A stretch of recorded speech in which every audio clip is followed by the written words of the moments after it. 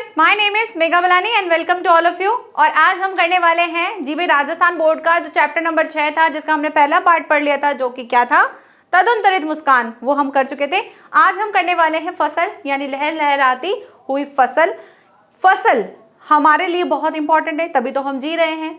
तो जब हम यहाँ तक आए हैं, पल बढ़ के इतने बड़े हुए हैं, खा पी रहे हैं, फ्रूट्स खाते हैं, सब्जियाँ खाते हैं, जो चीज़ भी हम खाते हैं, तो उसके पीछे किनका हाथ होता है? हमारे किसान भाइयों का हाथ होता है। और उन किसान के साथ साथ बहुत सी ऐसी चीज़ें हैं जिनका धन्यवाद हमें करना चाहिए। वही चीज़ें जो हैं हमको कवि ने, नागार्जुन जी ने यहाँ पर बताया है कि जब एक फसल आती है तो उस फसल के पीछे एक नदी का पानी नहीं होता है, बहुत सी नदियों का पानी होता है। जब एक फसल होती है तो एक मिट्टी के बारे में नहीं होता है कि सिर्फ एक मिट्टी से ही बनती है, क्योंकि मिट्टी भी बहुत सारी होती हैं, हर एक मिट्टी के अपने अपने गुण होते हैं, उस वजह से होता है। तो इस तरह से बहुत सारे लोग मिल करके, इस तरह की बहुत सारे तत्व मिल करके हमारे लिए क्या बनती हैं? एक फसल का निर्माण होता है। तो फसल जब उत्पन्न होती है, उसके बाद हम उसको लेते हैं, हम उसको यूज़ करते हैं। यहीं पर से स्टार्ट करते हैं और इस फसल के बारे में पढ़ते हैं कि कवि ने इसके बारे में क्या क्या चीज़ें बताई हैं। So let's start. सबसे पहले फसल के बारे में उन्होंने क्या कहा है? पहले पद में उन्होंने कहा है, एक के नहीं, दो के नहीं, ढेर सारी नदियों के पानी का जादू। क्या कहा है? एक के नहीं, दो के नहीं, ढेर सारी नदियों के पानी का जादू। एक के नहीं, दो के नहीं, लाख लाख कोटि कोटि हाथों के स्पर्श की गरिमा। एक की नहीं, दो की नहीं, हजार हजार खेतों की मिट्टी का गुणधर्म। एक के नहीं मतलब कह रहे हैं वो कि ना तो एक ना ही दो, बहुत सारी नदियों के पानी का जादू होता है। यानी जब एक फसल उगती है तो उसके लिए, जो एक फसल होती है उसके लिए एक नदी का पानी नहीं, दो नदी का पानी नहीं, बहुत सारी नदियों का पानी जो है वो होता है। और वो एक जादू की तरह काम करता है। क्यों? क्योंकि हर एक नदी में कुछ ना कुछ गुण होते हैं। और बहुत सारी, ऐसा नहीं होता है कि अच्छा भाई इस वाली नदी के पानी में ज़्यादा चीज़ें होती हैं। सारी नदियों का पानी मिलकर के बनता तो क्या है? पानी बनकर फिर ही हमारे पास आता है ना। तो इतनी सारी नदियां जो हैं, उन नदियों के पानी से मिलकर के जो हमारे पास पानी आता है, जिससे हम अपनी फसल जो है उसके लिए उसको यूज़ करते हैं, तो वो एक नदी का पानी नहीं है, दो नदी का पानी नहीं। आप ऐसे क्रेडिट नहीं दे सकते कि नहीं नहीं मेरी फसल में जो पानी आता है, जिस फसल को मैं पानी देता हूँ, वो इस वाली नदी के कारण होता है। नहीं, ये बहुत सारी नदियों के मिलकर बनता है, बहुत सारी नदियों के मिलने से फिर हमारे पास आता है और फिर हमारी फसल होती है। तो वो एक नदी या दो नदी का जादू नहीं है, बहुत सारी नदियों के पानी का जादू है। एक के नहीं, दो के नहीं, लाख लाख कोटि कोटि हजारों हाथों के स्पर्श की गरिमा। ना तो एक व्यक्ति, ना दो व्यक्ति, लाख लाख कोटि कोटि मीन्स होता है करोड़ों करोड़ों हाथों के स्पर्श की गरिमा होती है। गरिमा मीन्स कि जो हमारे किसान हैं उनके लिए कहा है कि वो लोग, एक किसान या दो किसान से मिलकर हमको ये फसल नहीं मिलती है। एक फसल को लहराने के लिए बहुत सारे करोड़ों हाथों की जरूरत पड़ती है। यानी बहुत सारे लोग जो हैं उस पैदावार को करते हैं, बहुत सारे किसान जो हैं वो हमको ये फसल ला कर देते हैं, हमको ये फसल जो है हमको मिलती है, जिसको हम आगे अपने लिए यूज़ करते हैं। तो इसके लिए एक व्यक्ति को आप क्रेडिट नहीं दे सकते हो। इसके लिए जो पीछे जो लगते हैं व्यक्ति, वो कितने होते हैं? वो हजारों करोड़ों में होते हैं। और उन सबकी जो गरिमा है, उन सबकी जो मेहनत है, उन सबका जो श्रम है, उसके लिए वो बहुत बहुत धन्यवाद करते हैं। एक के नहीं, दो के नहीं, हजार हजार खेतों की मिट्टी का गुणधर्म। यहाँ पर क्या कह रहे हैं कि ऐसा नहीं है कि एक फसल के लिए एक मिट्टी की जरूरत पड़ती है, बहुत सारी फसल होती हैं और हर एक फसल के लिए अलग अलग टाइप की मिट्टी की जरूरत पड़ती है, क्योंकि मिट्टी में अपने गुण होते हैं। कोई मिट्टी उपजाऊ होती है, कोई नहीं होती है, कोई किसी फसल के लिए होती है, कोई किसी फसल के लिए होती है। तो ये आपने पढ़ा भी होगा अपने चैप्टर्स में कि भाई मिट्टियों में भी अलग अलग टाइप की वैरायटीज होती हैं। तो हर एक मिट्टी की अपनी अपनी गुणवत्ता होती है और उसी के फसल के अकॉर्डिंग उसको यूज़ करते हैं। तो ऐसा नहीं होगा कि भाई आपको फसल चाहिए है और आपको एक ही मिट्टी यूज़ करनी होगी। आपको हर एक फसल के लिए अलग अलग टाइप की मिट्टी की ज़रूरत पड़ती है। तो इसलिए ये एक मिट्टी के काम का नहीं है, दो मिट्टी के काम का जादू नहीं है, ये बहुत सारी मिट्टी जो है उनका काम है। और ऐसा बहुत सारे खेतों में, हज़ारों खेतों में यहाँ पर अलग अलग टाइप की मिट्टी जो है वो यूज़ होती है। ठीक है, तो अब आगे बढ़ते हैं, इसका भावार्थ देख लेते हैं क्या कहा गया है। प्रस्तुत पंक्तियों में कवि ने हमें यह बताने का प्रयास किया है कि फसल जो है किसी एक व्यक्ति के परिश्रम या फिर केवल जल या मिट्टी से नहीं उगती है। ऐसा नहीं है कि एक व्यक्ति परिश्रम करेगा, एक ही टाइप का जल डालेगा, एक ही टाइप की मिट्टी डालेगा तो फसल आ जाएगी, ऐसा नहीं है। इसके लिए बहुत अनुकूल वातावरण की जरूरत पड़ती है। इसके लिए हमको परफेक्ट वहाँ का एटमॉस्फेयर चाहिए होता है, तभी हम क्या करते हैं, सही से हमारी फसल हो पाती है। अब देखो जैसे यहाँ पर एप्पल्स होते हैं क्या, यहाँ नहीं होते इतने ज़्यादा एप्पल्स, हम बाहर से लाते हैं एप्पल्स को। और एप्पल्स कहाँ होते हैं, वो होते हैं पहाड़ों पर, क्योंकि वहाँ का वातावरण, वहाँ की जलवायु थोड़ी सी अलग है, तो वहाँ के हिसाब से एप्पल्स जो हैं वो वहाँ ज़्यादा काम आते हैं। तो इस तरह से वहाँ से हम लेकर आते हैं, तो यहाँ उसका अनुकूल वातावरण नहीं है। अनुकूल वातावरण उसको वहाँ मिलता है, पहाड़ों के साइड मिलता है, हिमाचल साइड मिलता है, उत्तराखंड साइड मिलता है, वहाँ ज़्यादा आपको मिलेगा। तो यही कहा जा रहा है कि इसके लिए एक अनुकूल वातावरण की जरूरत होती है। इसी के बारे में आगे जो है कवि लिखते हुए ये कह रहे हैं कि एक नहीं, दो नहीं, लाखों लाखों नदी के पानी के मिलने से ये फसल पैदा होती है। एक नदी से नहीं होता है कि भाई एक नदी आ जाएगी तो उससे हमारी फसल हो जाएगी। बहुत सारी नदियों का जादू होता है। किसी एक नदी में केवल एक ही प्रकार का गुण होगा, और लेकिन जब कई तरह की नदियां जो आपस में मिल जाती हैं तो उनमें क्या आ जाते हैं, सारे गुण आ जाते हैं। जैसे हमारे पास पानी आता है तो ऐसा थोड़ी है कि भाई इस नदी का पानी आता है, उस नदी का पानी आता है, मिल करके एक पानी आता है। हम सिर्फ उसको पानी कहते हैं जो हमारे लिए उपयोगी होता है। तो वो पानी ऐसा नहीं कि सिर्फ एक नदी से आता है, वो मिल करके किसी तरह से बन करके हमारे पास पानी के रूप में आता है। हम उसको ऐसे क्रेडिट नहीं दे सकते अरे मेरे तो यहाँ से पानी आता है, नहीं। तो इस तरह से बहुत सारे गुण होते हैं और वो फिर हमारी फसल के लिए अच्छे होते हैं। तो उनमें सारे गुण आ जाते हैं जो बीजों को अंकुरित होने में सहायता करते हैं, और फसल क्या होती है, खिल उठती है। ठीक इसी प्रकार केवल एक या दो नहीं बल्कि हजारों लोगों की जो मेहनत है और पसीना है, ये धरती पर क्या करता है, उपजाऊ बनाती है, और उसमें बोए गए बीज जो है वो अंकुरित होते हैं। जो किसान लोग हैं वो उनकी मेहनत, उनकी लगन, उनका परिश्रम जो है उसकी वजह से हमको क्या होता है, हमको फसल मिलती है, बीज अंकुरित होते हैं और अच्छी फसल होती है। तो अगर किसान लोग मेहनत नहीं करेंगे, कुछ लोग ही करेंगे, तो क्या होगा, हमारे देश में कमी हो जाएगी, हमको नहीं मिल पाएंगी जो चीज़ें हमको ज़रूरत पड़ती है, जो मिलेगा वो बहुत महंगा महंगा मिलेगा। तो यहाँ पर एक नहीं, दो नहीं, हजारों, लाखों, करोड़ों संख्या में जो है हमको, जो हमारे परिश्रम करने वाले जो किसान हैं उनका भी क्या है, यहाँ पर बहुत ज़्यादा गौरव है, उनकी भी गरिमा जो है, उनके बारे में हमको गाना चाहिए। खेतों में केवल एक खेत की मिट्टी नहीं बल्कि कई खेतों की मिट्टी मिलती है, तब जाकर वो क्या बनती है, उपजाऊ बनती है। तो एक फसल उपजाऊ तभी बनेगी जब उसमें हम बहुत सारी खाद डालते हैं, मिट्टी डालते हैं, अलग अलग टाइप की मिट्टी डालते हैं, और उस वजह से जो क्या है, एक फसल बनती है। आगे देखते हैं नेक्स्ट, फसल क्या है, और तो कुछ नहीं है वह, नदियों के पानी का जादू है वह, हाथों के स्पर्श की महिमा है, भूरी काली संदली मिट्टी का गुण धर्म है, रूपांतरण है सूरज की किरणों का, सिमटा हुआ संकोच है हवा की थिरकन का। इन सब का एक कंक्लूजन क्या निकल रहा है कि जब एक फसल जो है, जब हम एक फसल हमको मिलती है तो उसके लिए आपको क्या क्या चाहिए होता है। तो देखो क्या क्या चाहिए होता है, पानी चाहिए होता है, बीज चाहिए होते हैं, मिट्टी चाहिए होती है, एक किसान, एक मेहनत करने वाला, एक परिश्रमी चाहिए होता है, और इसके अलावा क्या चाहिए होता है, इसके अलावा हमको सूरज की किरणें चाहिए होती हैं। ठीक है, ये चीज़ अभी से छोटे बच्चों को ही सिखाने लग जाते हैं। जो भी छोटे छोटे आजकल आपने देखा होगा स्कूल में प्लांटेशन करवाते हैं, क्यों करवाते हैं, ताकि बच्चों को पता रहे कि हमारे पास जो चीज़ आ रही है उसके प्रोसेस में क्या है, उसका प्रोसेस क्या है। तो अभी से ही छोटे बच्चों को ही सिखाने लग गए। फैनी अभी कौन सी क्लास में, HKG क्लास में, उनको अभी से ही सिखाने लग गए हैं प्लांट्स नीड्स टू ग्रो, किस किस को क्या क्या चाहिए होता है, उसके लिए प्लांट्स के लिए क्या क्या चाहिए होता है। एक तो चाहिए होता है सनलाइट, एक चाहिए होता है उनके लिए सीड्स चाहिए होते हैं, वाटर चाहिए होता है, सॉइल चाहिए होता है। तो ये सारी चीज़ें जो हैं बच्चों को अभी से ही सिखाने लगे। एयर चाहिए होता है। तो ये चीज़ इसलिए सिखा रहे हैं क्योंकि इसी से ही क्या है, एक अच्छी फसल होती है। वही चीज़ आपको यहाँ बताइए। तो आप शॉर्टकट में अगर आपसे यहाँ से ऐसा क्वेश्चन पूछा जाता है कि एक अच्छी फसल के लिए किस किस चीज़ की जरूरत होती है, तो आप इस पिक्चर को माइंड में रखना। एक साथ में एक सन भी बना लेते हैं, ठीक है, ताकि आपको इस पिक्चर से ही अपने आंसर को लिखने में बहुत ज़्यादा हेल्प मिल जाएगी।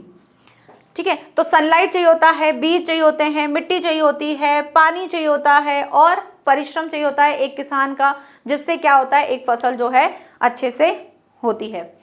तो फसल के लिए बताया है, तो उन्होंने कवि जो है उन्होंने पहले प्रश्न किया है कि भाई फसल क्या है, ज्यादा कुछ तो नहीं है, एक नदियों के पानी का जादू है, किसानों की मेहनत है, इससे ज्यादा क्या है। लेकिन वो साथ ही साथ फिर इसी का ही खुद उत्तर देते हुए कहते हैं कि नहीं, फसल जो है वो क्या है, वो भूरी काली मिट्टी संधि का गुणधर्म तो है ही है, साथ ही साथ भूरी काली और बाकी जितनी मिट्टियां हैं उन सब के बारे में कहा है कि उनका तो है ही है, साथ ही साथ क्या है, सूरज की किरणों का रूपांतरण है कि सूरज की किरणें जो हैं वो आती हैं और उसके बाद जो है एक फसल जो है अच्छे से उगती है, एक अच्छी सी पैदावार होती है, उसके बारे में कहा है। सिमटा हुआ संकोच है, हवा की तिरकन है। और क्या है सिमटा हुआ संकोच, यानी कि आसपास का वातावरण जो है वो, और साथ ही साथ एक हवा जो है, हवा की थिरकन, यानी हवा भी जो है वो भी बहुत ज़रूरी है किसी भी प्लांट को ग्रो करने के लिए। अगर वो नहीं होगी, कोई फसल में अगर हवा नहीं मिलेगी अच्छे से, वहाँ पे वो प्रॉपर जलवायु नहीं मिलेगी जिस टाइप की हमें फसल करनी है, तो फिर वो फसल क्या हो जाती है,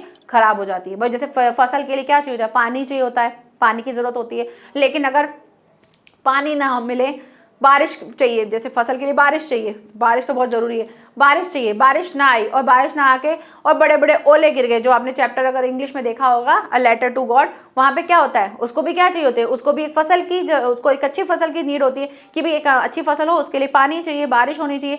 लेकिन बारिश नहीं होती और क्या हो जाते हैं, हेलस्टोन्स हो जाते हैं, यानी कि वहाँ पर ओले गिर जाते हैं, और ओले गिरने से क्या हो जाता है, वो फसल पूरी खराब हो जाती है। तो फसल के लिए वो उपयुक्त नहीं था, इसलिए फसल खराब हो गई। और यहाँ पर क्या कह रहे हैं, यहाँ पर कह रहे हैं कि भाई एक फसल के लिए हमको ये सारी चीज़ें चाहिए, अगर वो सारी चीज़ें मिल जाती हैं तो उससे क्या होती है, फसल अच्छी होती है, अदरवाइज क्या होता है, फसल जो है वो खराब हो जाती है। तो क्वेश्चन कैसे आएगा कि फसल क्या है, तो फसल क्या है, फसल आप बताओगे कि मिट्टियों का जो इतनी सारी मिट्टियां जो हैं उस मिट्टियों का नाम दे सकते हो, भूरी काली संधि, इन सभी मिट्टियों का रूपांतरण है, और साथ ही साथ सूरज की किरणों, इन सब का गुणधर्म है, सूरज की किरणों का रूपांतरण है, हवा की थिरकन है, यानी एक फसल के लिए हवा की जरूरत होती है, सूरज की किरणों की जरूरत होती है, बीजों की जरूरत होती है, और उसके अलावा मिट्टी की जरूरत होती है। और मिट्टी जो है, हर मिट्टी में अलग अलग गुणधर्म होते हैं जो प्रत्येक अलग अलग फसल के लिए उपयोगी होती है।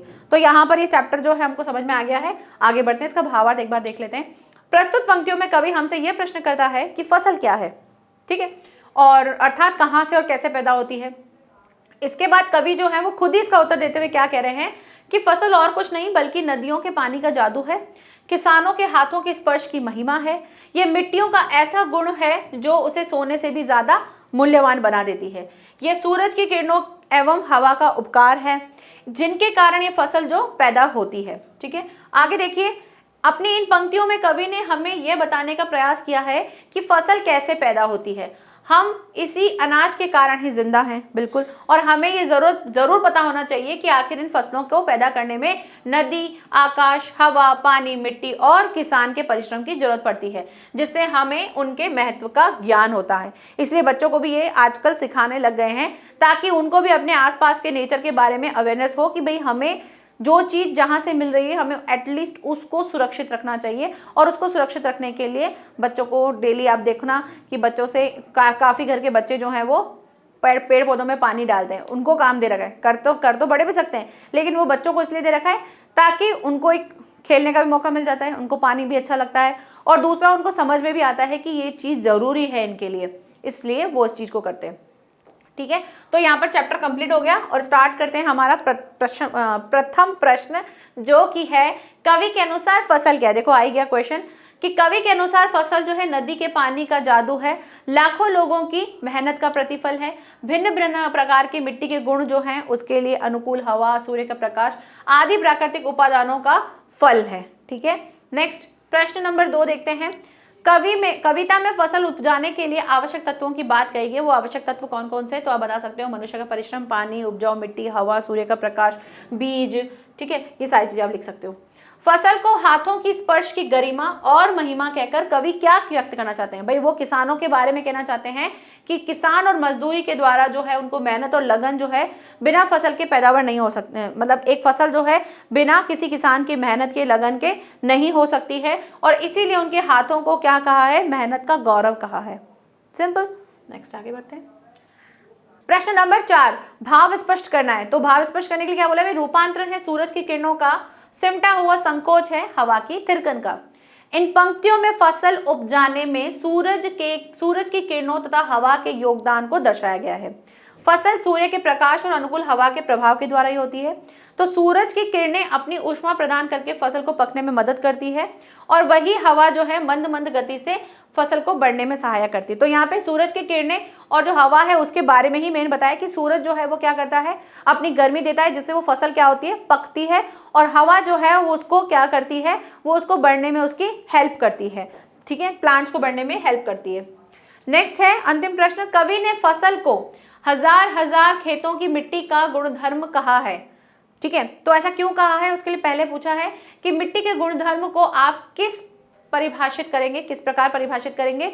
दूसरा है वर्तमान जीवन शैली मिट्टी के गुणधर्म को किस किस तरह प्रभावित करती है, और मिट्टी द्वारा अपना गुणधर्म छोड़ने की स्थिति में क्या किसी प्रकार के जीवन की कल्पना की जा सकती है, और मिट्टी के गुणधर्म को पोषित करने के लिए हमारी क्या भूमिका है। तो भाई यहाँ पे बेसिकली आपसे क्वेश्चन पूछे गए हैं, एक क्वेश्चन के अंदर 4 पार्ट है, लेकिन ये आपको अलग अलग फॉर्म में क्वेश्चन मिल सकता है।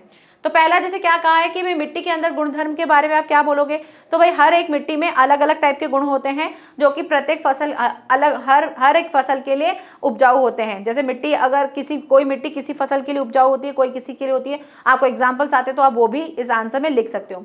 दूसरा बोला है कि वर्तमान शैली जो है वर्तमान जीवन शैली जो है उसमें मिट्टी का क्या क्या हो रहा है। तो भाई उसमें क्या हो रहा है, आजकल जो है बहुत ज़्यादा हमारे यहाँ पे प्रदूषण जो है बहुत ज़्यादा हो गया है। इस वजह से क्या होता है, कुछ अपशिष्ट पदार्थ जैसे प्लास्टिक हो गया या बहुत सारी चीज़ें जो कारखानों से कुछ निकलता है, वेस्टेज जो होता है वो मिट्टी में मिक्स हो जाता है, जिससे मिट्टी का जो उसका जो मेन उसका अंदर का जो काम है वो नहीं हो पाता है। जैसे हम सेव सॉइल के बारे में बात कर रहे हैं, तो सेव सॉइल क्या कर रहा है, वो यही तो बताना चाहते हैं कि भाई जो मिट्टी है उसमें वो सारे जो इंग्रेडिएंट्स होने चाहिए थे, जो चीज़ें उसके अंदर होनी चाहिए थी, वो सारी चीज़ें कहीं ना कहीं मिस हो रही हैं, जिस वजह से हम अच्छे से उत्पादन नहीं कर पा रहे हैं, हमारी फसलें जो है वो उतना अच्छे से ग्रो नहीं हो रही हैं। तो उसके लिए क्या हो रहा है भाई, ये सारे आज के टाइम पे ये सारा जो है प्रदूषित हो रही हैं और उस चीज़ को हमको ठीक करना है। तो ये कुछ प्रभाव हो रहे हैं, ये हो रहे हैं।